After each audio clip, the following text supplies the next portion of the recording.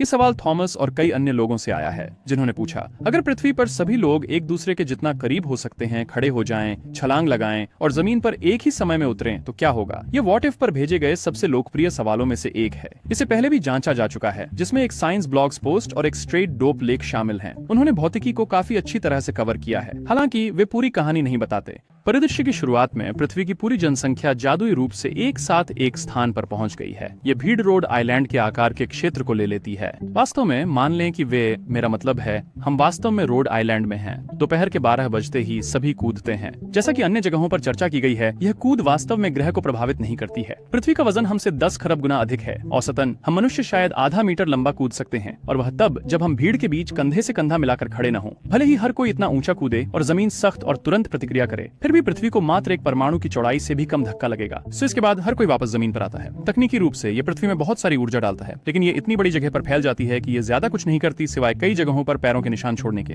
बगीचों में उत्तरी अमेरिकी महाद्वीपीय क्रस्ट के माध्यम से एक हल्का दबाव की लहर फैलती है और कुछ स्थानीय भूकंप मापियों की सुई को हिलाने के अलावा अधिक प्रभाव नहीं डालती। 12 अरब पैरों के जमीन पर गिरने की आवाज एक तेज लंबी गड़गड़ाहट उत्पन्न करती है, जो कई सेकंड तक रहती है। आखिरकार हवा शांत हो जाती है। कुछ सेकंड गुजर जाते हैं। सो हर कोई चारों तरफ देखता है। कई असहज नजरें हैं। कोई खांसता है। एक मोबाइल फोन जेब से बाहर आता है। कुछ ही सेकंड में बाकी दुनिया के 7 अरब फोन उसका अनुसरण करते हैं।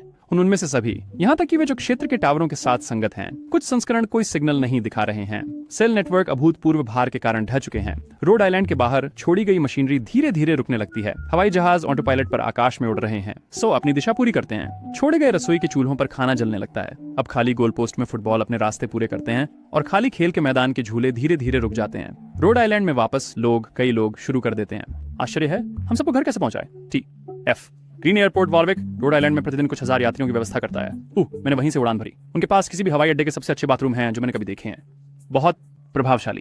ये रिकॉर्डिंग का हिस्सा नहीं है। मान लेते हैं कि उन्होंने चीजों को संगठित कर लिया, जिसमें ईंधन लाने के लिए स्काउटिंग मिशन भेजना शामिल है। वे भीड़ में बिना किसी अंतर के 100 साल तक 500% क्षमता पर चल सकते हैं। आसपास के सभी हवाई अड्डों का जोड़ समीकरण को ज्यादा नहीं बदलता, न ही इस क्षेत्र की हल्की रेल सिस्टम।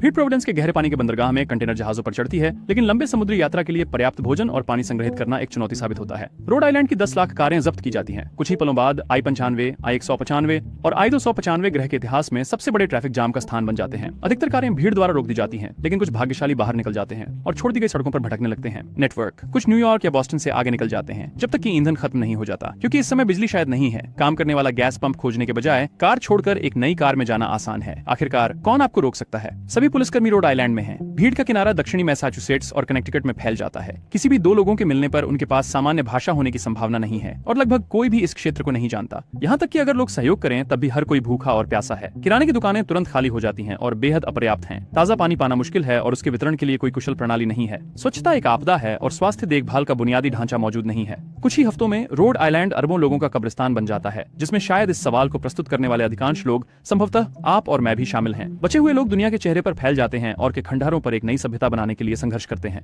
तो पुरानी सभ्यता, हमारी प्रजाति आगे बढ़ती है, लेकिन हमारी आबादी बहुत कम हो गई है। और सबसे महत्वपूर्ण बात, पृथ्वी का घूर्णन और कक्षीय पथ बिल्कुल भी प्रभावित नहीं हुए हैं। ये उसी तरह घूमता रहता है जैसे हमारी प्रजाति व्यापी छलांग से पहले। भविष्य की सभ्यताओं के लिए नोट, आइए इसे फिर से करने की कोशिश न करें।